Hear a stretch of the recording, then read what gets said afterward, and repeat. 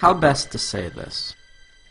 Understand that I'm not the kind of person to sit in front of a microphone and believe that what I think will have any profound meaning to your lives. But you see, although what I have to say may upset a few of you, a few months ago I had one of those life-changing moments that forced me to realize that I've made a lot of stupid mistakes in my life. And you know what they say, make films about what you know. The problem was, why should the thousands of you now watching this believe me when I say that video games were to blame? Understand that I've played video games my entire life, starting with Atari and Nintendo, right up till just a few months ago. Over the years, I could only calculate that I've lost thousands of dollars and tens of thousands of hours of my life to them. But when I considered their effect on my life, I had to face the fact that years of gaming had not made me smarter, and button mashing had not improved my reflexes. I was not a kung fu master, I couldn't properly swing a sword, and in a zombie apocalypse, I probably wouldn't last 5 minutes. We often forget that video games are entertainment. That means beyond making you feel good, they have no lasting value. Regardless of how important it may feel to you, there is no place on a resume for Xbox achievements. The real pain behind my years of video game addiction was that I never realized their true cost. Sure, it was just a few hours here or there, but over 3 decades, I'm not just sickened now by the amount of my life I've spent, but more so by all the important stuff that I willingly pushed aside to make time for games. For the sake of entertainment, I was willing to give up sleep, health, and ambition. For what? We fool ourselves into thinking that virtual achievements and virtual friends are adequate substitutes for real-life ones. To be blunt, video gamers seem to be fine giving up their real lives for simulated ones, full of depression and loneliness. I now know the true cost of gaming are all those lost years that I could have spent with friends, creating art, or being a better husband. 3 months ago, I had to face the facts that I was alone, overweight, and divorced.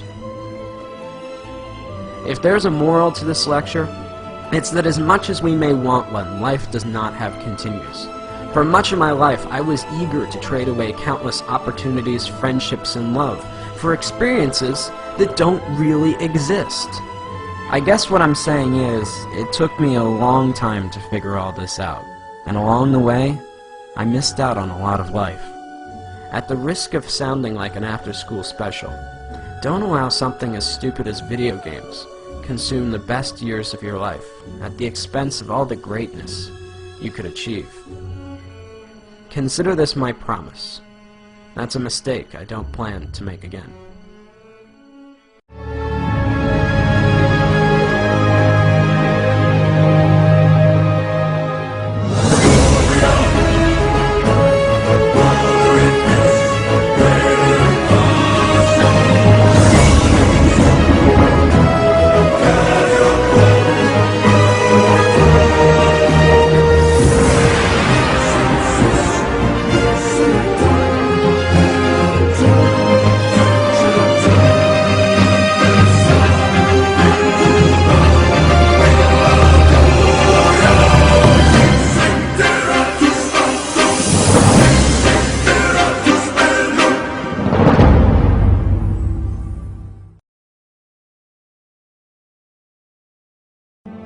Now, I know a lot of you are going to be angry or confused over the things that I'm saying.